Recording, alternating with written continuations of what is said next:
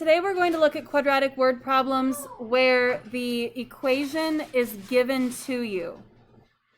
And a lot of you see word problems and you freak out because you think that they're really, really difficult. Quadratic word problems are some of the easiest word problems that you will find. Because if you know how to find the vertex for vertex form, standard form, and intercept form, you basically have all of the information you need. So I don't even care what this problem says. Blah, blah, blah, blah, blah, blah. Here's my equation. How far can the robot toss a shirt, and what's the maximum height of a tossed shirt? How far indicates, if I have a picture of this, so here's a parabola. Here's where the robot's throwing the shirt. Here's where the shirt is landing on the ground. So this problem says that a high school robotics team designed a robot to toss t-shirts. The path of the t-shirt is this equation. X is the horizontal distance and Y is the corresponding height in feet. So if we want to know how far can the robot toss the shirt, how far is it from the starting point to the ending point? And really, we need to know the vertex to find that out. This particular problem is in vertex form. What is the vertex in that equation?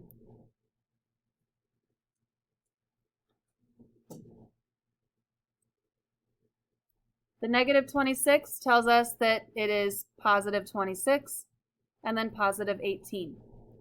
What does a vertex of 26, 18 mean?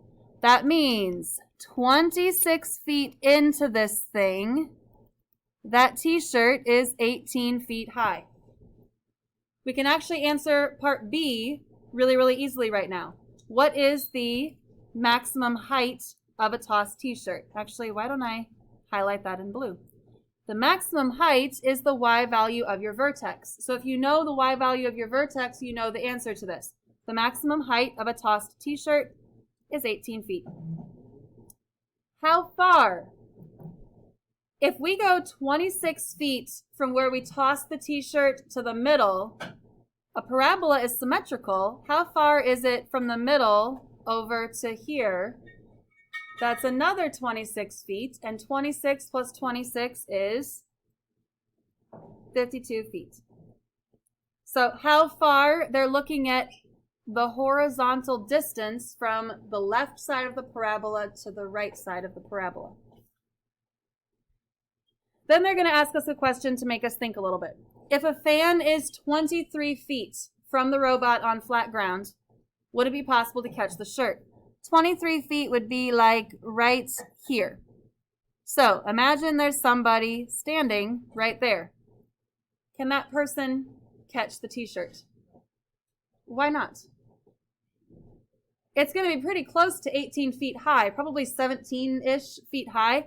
If we wanted to know exactly how high the shirt is at that point, you could plug in 23. So plug 23 into that equation. I think you get 17 point something. And then if you think about it, I'm a giant, but I'm still only 6'3". Only. My husband's like 6'7", but 17 feet, that's still... I don't think anybody has that kind of a vertical to jump to catch a 17-foot high t-shirt. Yeah, my kid is going to be crazy, crazy tall. She's already a kindergartner who looks like a third grader. So, you know. Okay, this next one.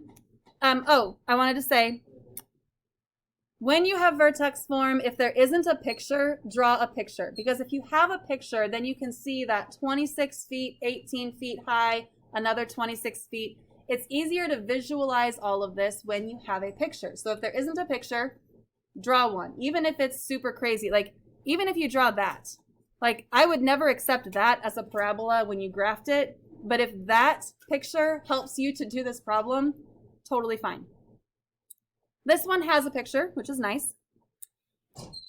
The path of a shot put released at an angle of 35 degrees can be modeled by this equation.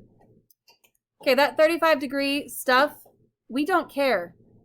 That's extra information that they put in there to try to make you think that this is more complicated than it is, to try to make you think that you can't do it.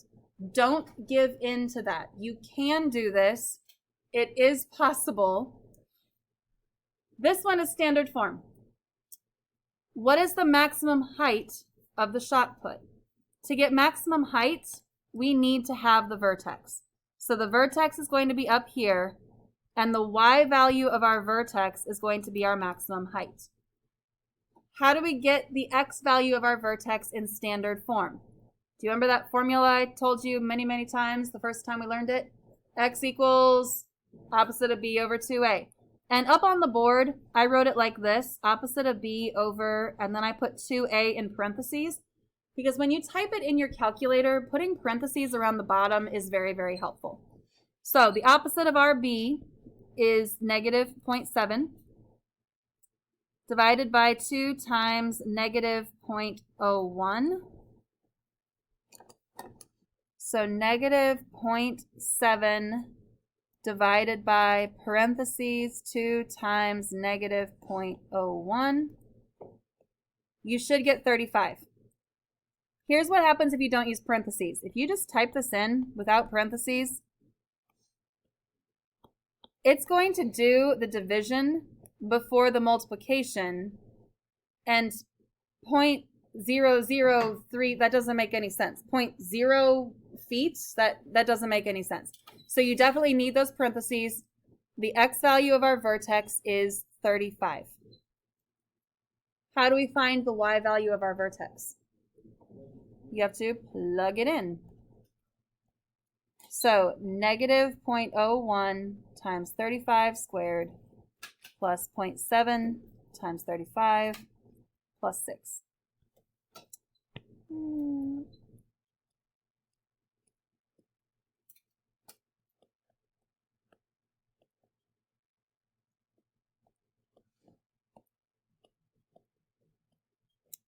$18.25.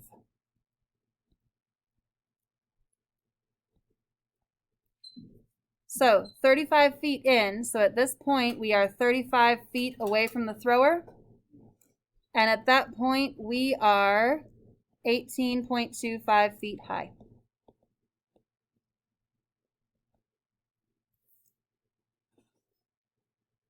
How far from the shot put thrower does the shot put land? Well, if you've got 35 on the left, that means you've got 35 over here on the right. So about how much is that? What's 35 and 35? 70 feet. Now, do you notice that it says approximately how far? Why did I use the term approximately in this particular problem? This problem, there's a y-intercept. That c value, 6, that's the y-intercept. This shot put leaves her hand 6 feet above the ground. So when it gets over here, where it's 6 feet from the ground, that's going to be where that 35 feet is. There's going to be a little bit of extra space between when that shot put is 6 feet in the air to when it actually hits the ground. So it might be like 36, 37 feet, or 72, 73 feet. So approximately is used because there was a y-intercept, so it's not perfectly 70 feet. Most of these problems, like in this first problem, if you actually graph this on a graphing calculator, this point is 0, 0. So you're starting at 0 and going out to 52 feet. In this problem, the shot put isn't starting at 0, 0, it's starting at 0, 6. So it's just a little bit different. Okay, on the next page, the robotics team modified some settings, blah, blah, blah, blah, blah. Now the equation is in intercept form. So if I sketch this, woo, there's the path of the t-shirt. This point is 4, and this point is 22. How far is it between 4 and 22? 22 minus 4 is 18. So it can toss the shirt 18 feet. From where it leaves the robot to where it falls onto the ground, that will be 18 feet away. What is the maximum height? In order to have the maximum height, we have to know the vertex. Are you seeing a theme here? In all of these, you have the equation, find the vertex. If you know how to find the vertex, you have all of the information that you need. To find the vertex in intercept form, we have to find the halfway point between 4 and 22. Since we can't really count on here, you can find the average. So I'm going to do 4 plus 22 and then divide that by 2. That's just finding the average. The x value of our vertex is 13. We need to plug in 13.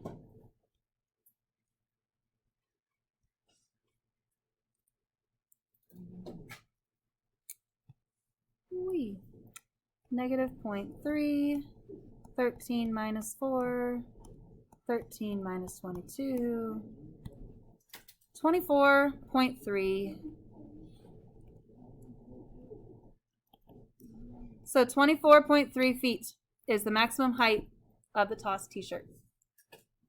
So I'm going to give you some tables of values. These are functions. And this is the table of values. So you could plot each of these points and see what it looked like, but we can actually tell if this is a linear function, a line, a quadratic function, a parabola, or something else just by looking at these numbers. If the x values are equally spaced out, so look at A, 2, 3, 4, 5, 6, 7. In example B, 0, 2, 4, 6, 8, 10. Those are equally spaced out. It's counting by 2s.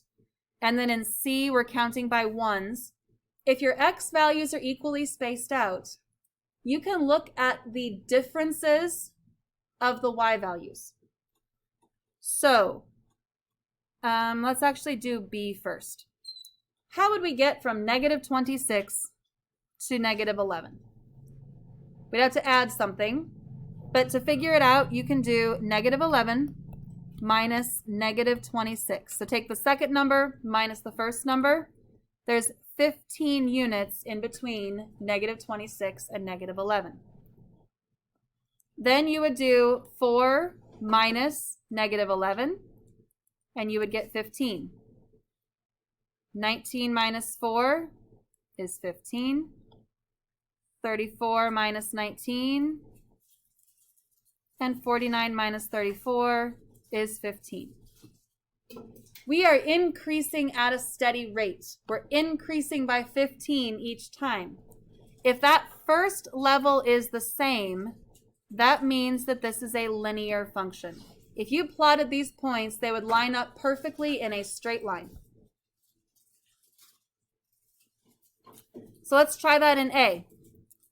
In example A, I'm going to do 74 minus 26. I get 48. Then 152 minus 74, I get 78. So right away we can tell, is this one going to be linear? No, it's not going to be linear. It could be quadratic or it could be something else. So let's keep going. 260 minus 152 is 108. This next one is 138. And this next one is 168. Some of you might already see the pattern that's happening. This tells us that it is not a linear function.